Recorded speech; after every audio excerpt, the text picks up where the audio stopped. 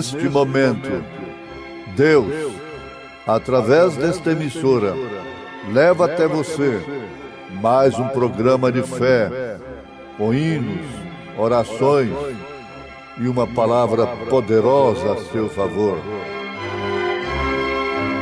Fé para vencer o mundo. Somente crer, somente crer, tudo é possível, somente crer, somente crer, somente crer, tudo é possível, somente crer.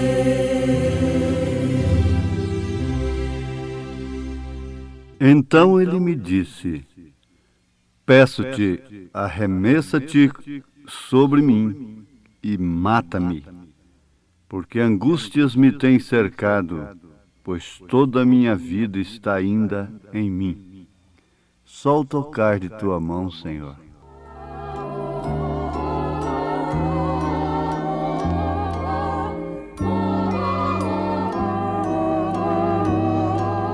Só o tocar de tua mão, Senhor, ou um só gesto teu, fará cessar a minha dor e alegre ficarei.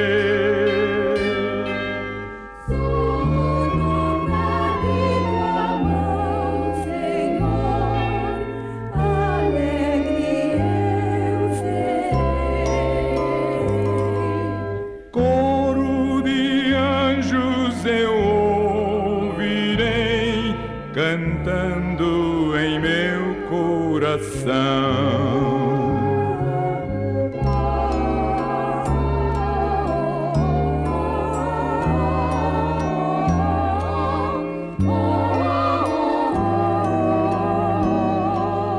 Só o tocar de tua mão, Senhor, somente o teu amor fará minha alma se alegrar e ao céu me levará.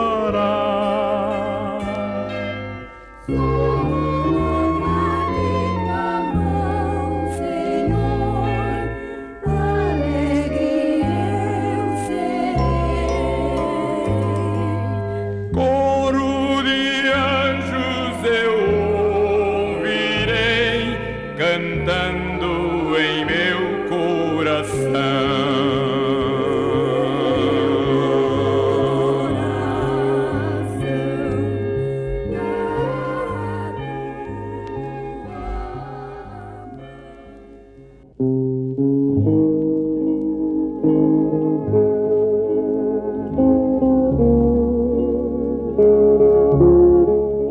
Doutor, o maior inimigo do homem não é a morte, mas sim a humanidade.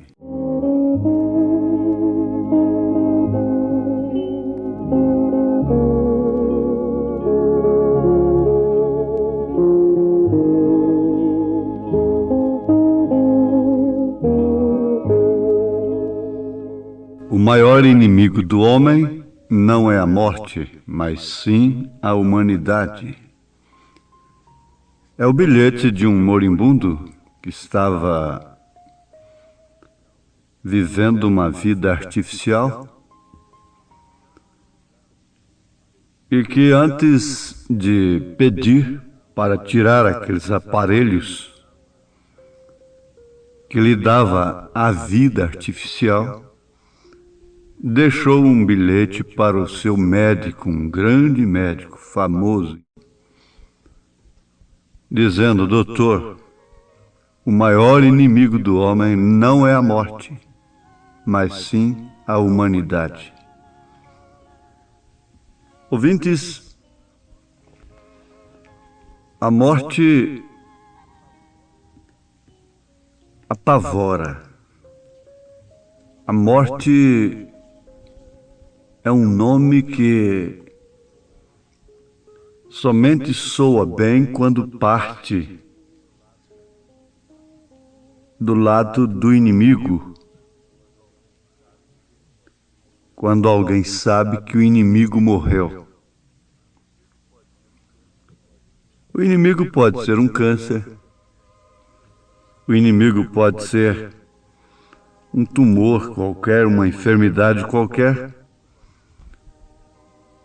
E pode ser mesmo até um ser humano. A possível vítima, a provável vítima, aquele que se coloca ou está no lugar de uma possível vítima de alguém, se descansa quando ouve fulano morreu. Então, às vezes, é quando a morte apraz, humanamente falando. E também no cansaço da cama, de dor, de doença, nós temos encontrado muitos moribundos que pedem com vozes cansadas, intercaladas: pede a Deus para que eu morra. E o poeta foi mais adiante. Com a morte ele disse: por estes, vem, ó doce morte. Nós temos na Bíblia Sagrada um fato muito curioso na vida de Davi. Ele era para ser considerado por Saul, o rei de Israel, um herói. Era para ter aquele homem sempre numa boa consideração e, ao invés de tentar tirar sua vida, Saul deveria proteger a vida de Davi. Mas um espírito de inveja, um espírito de ciúme, um espírito de falta de capacidade, porque a inveja é falta de capacidade para realizar. Então, tomava Saul contra Davi. E Saul fez tudo para matar a Davi. Davi teve várias oportunidades para matar a Saul, mas nunca o fez. Nunca usou de tais oportunidades. Ao passo que se Saul tivesse uma oportunidade, apanhasse Davi dormindo, ele teria amputado seu pescoço. Teria se arremessado contra ele sem pena alguma. Então nós vemos aí um contraste de espírito. Davi era um homem de capacidade mesmo antes de ser rei. Ele carregava testemunho. Ele tinha encarado o leão, ele tinha encarado o urso. E por fim, decepcionou o exército de Israel. Decepcionou o próprio Saul, desprezando suas armaduras e vencendo o maior desafio do dia, que era Golias, matando o inimigo de Saul, que não somente o matava, mas o desmoralizava. Os filisteus estavam humilhando a Israel, estavam humilhando a Saul. Saul estava sob humilhação, o que é uma terrível morte, um desafio, uma guerra psicológica, uma guerra sem medida, Uma guerra que mata sem que o inimigo toque no outro. É a guerra psicológica. É a disparidade de força. É o medo. É a falta de capacidade para encarar o inimigo como ele é. E ao encontrar isto em Davi, o espírito que tomava Saul lhe encheu de inveja. E vamos repetir, inveja é falta de capacidade para realizar.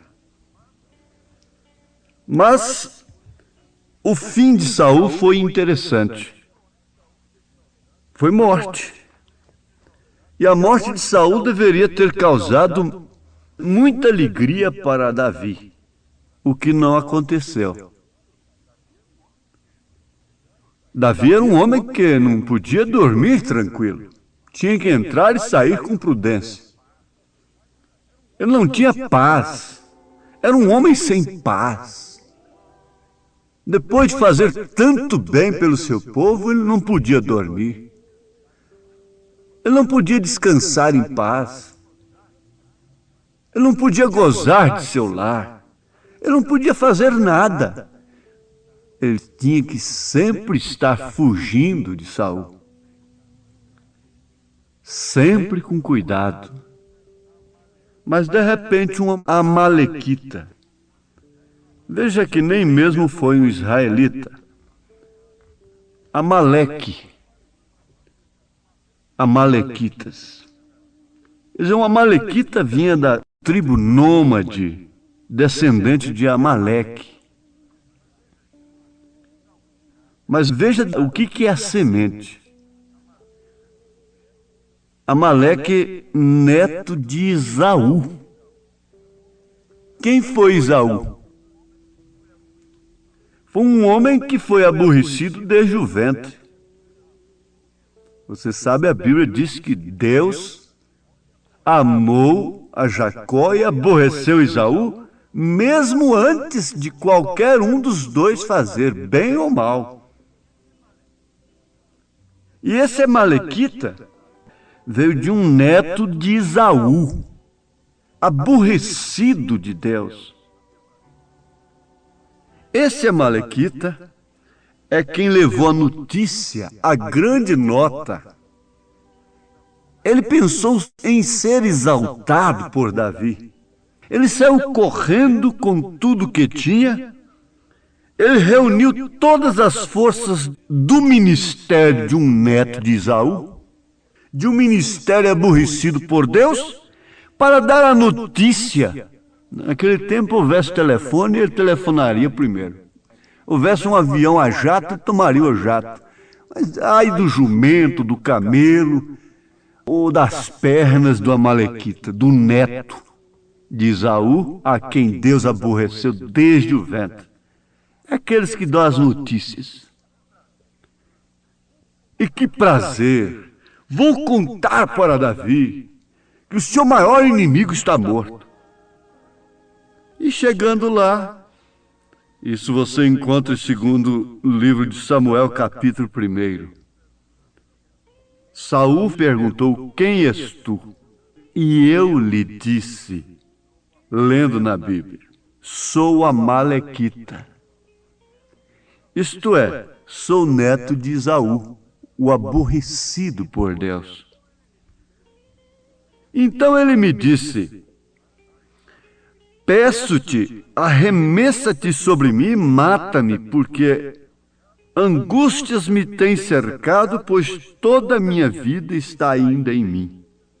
Bom, entendemos aqui que o amalequita estava contando a história para Davi.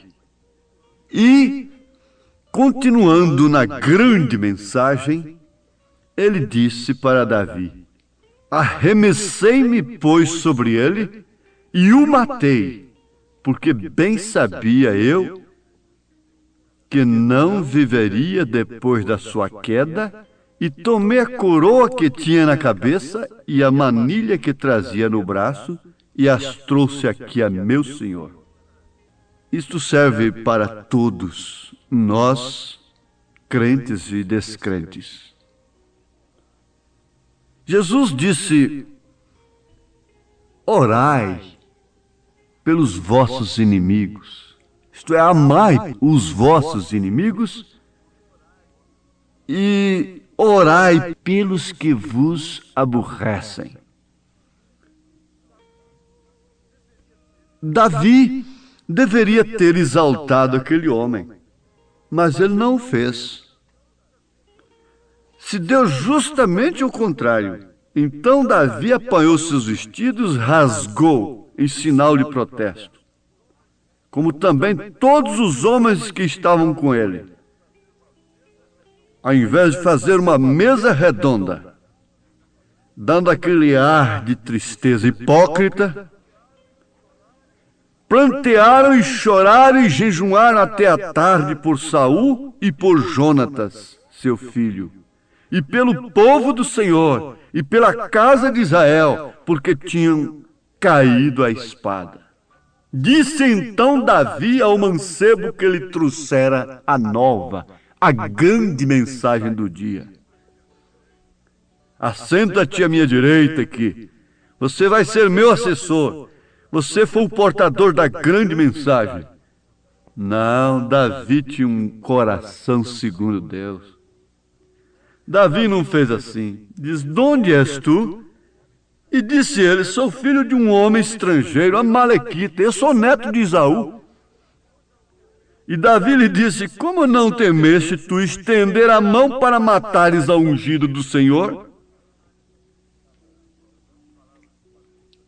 Em outras palavras, quando ele estava na tua mão, toda a sua vida ainda estava nele. Foi você quem o matou. Ao invés de proteger a sua vida, quando ele caiu em sua mão, você fez foi matá-lo. Você não respeitou a unção que eu respeitei e que Deus respeitou. Se Davi respeitou a unção que havia sobre Saul, é porque Deus havia respeitado. Davi não respeitou a Urias, marido de Betseba. Davi não respeitou a outras pessoas, a outros homens, a outras mulheres, mas respeitou a Saul, inimigo capital, porquanto ele era ungido do Senhor. Então chamou Davi a um dos mancebos e disse: chega e lança-te sobre ele. E ele o feriu e o morreu. O fim do mensageiro da morte de Saul foi morte. A justiça de Deus habitava em Davi.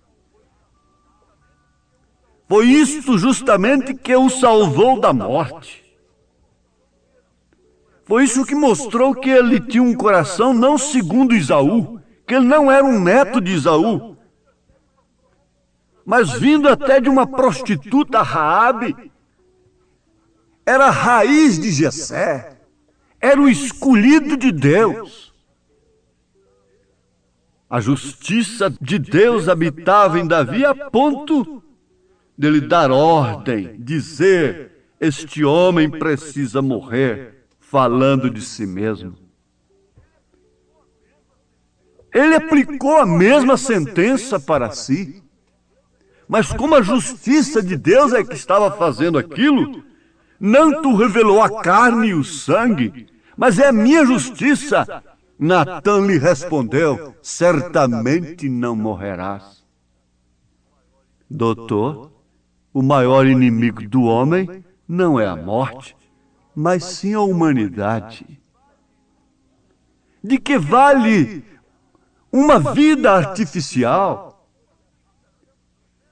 O mundo em que estamos vivendo está sob a compreensão de três coisas: pressão dos ricos, tensão nervosa, vida artificial. De que vale uma vida artificial? Não vale nada. Não presta para nada. É um engano. É um resultado de pressão social, religiosa. Que dia que a sociedade já salvou um bêbado? Que dia que um cularim clerical já levantou um bêbado da sarjeta? Que dia que um sumo sacerdote salvou a Maria Madalena? Que dia que um teólogo desce às favelas? Um grande doutor pode baixar e levantar um bêbado da sarjeta, levantar uma meretriz do antro da perdição? Nunca! Mas que tipo de vida, que tipo de religião? Essa vida artificial é a vida religiosa social. De trás da cortina tudo está podre. Jesus disse: o sepulcro está caiado, o sepulcro está bonito por fora, mas por dentro tudo é podridão. O Amalequita não tinha nada que fazer com Saul. Saul teria o seu próprio fim como uma colheita daquilo que ele plantara. Não precisava ninguém tocar nele.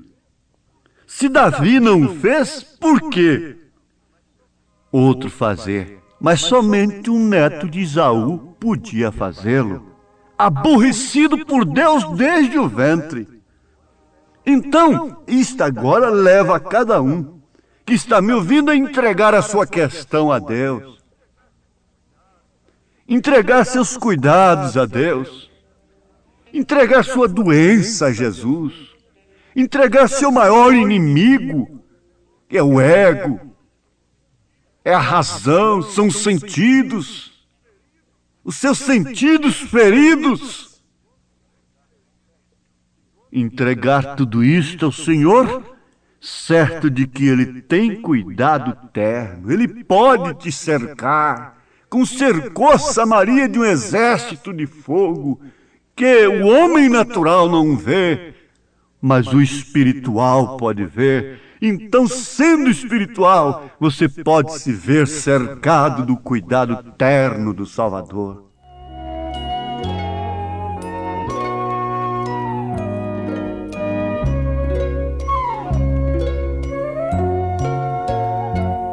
De teu cuidado terno me cerco, Salvador,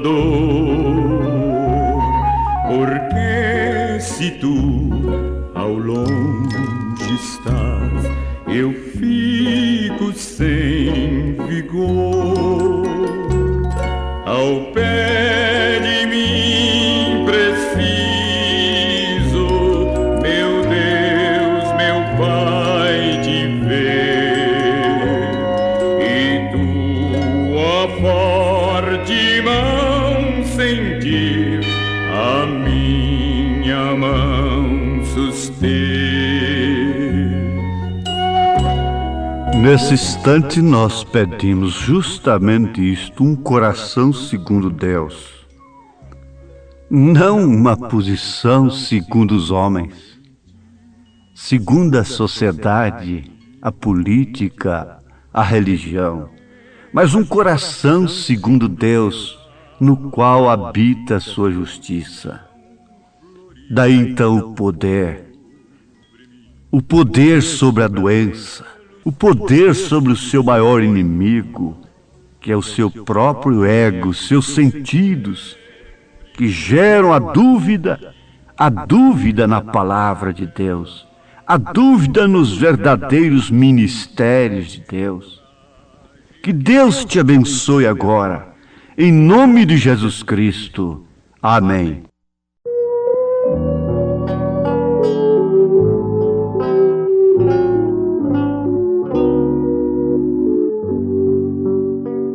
Jesus me guia sempre, que mais posso desejar? Duvidar do meu amado, do meu Deus desconfiar. Paz perfeita, gozo infindo, tenho em sua proteção. pois eu sei que por mim vela seu bondoso coração, pois eu sei que por mim vela seu bondoso coração.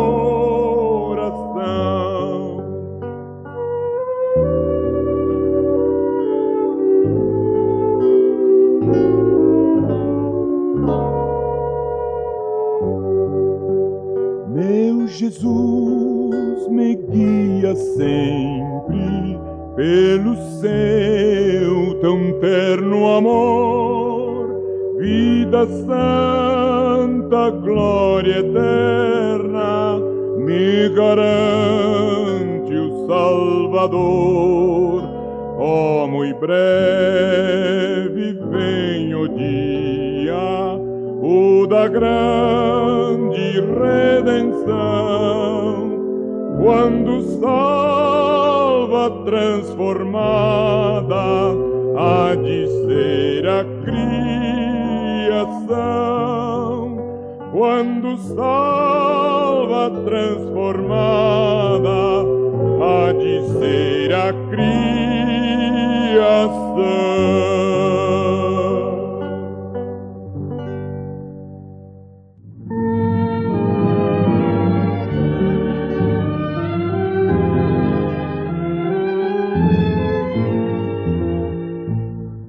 Conforme a tua infinita graça, ó Pai, perdoa a minha transgressão, faz-me sentir mais uma vez a graça e dá-me tua paz ao coração. Mas uma vez eu sinto meu pecado, que é contra ti, ó Pai de amor. Minha alma pede tua alegria, renova em mim teu amor, ó meu Senhor.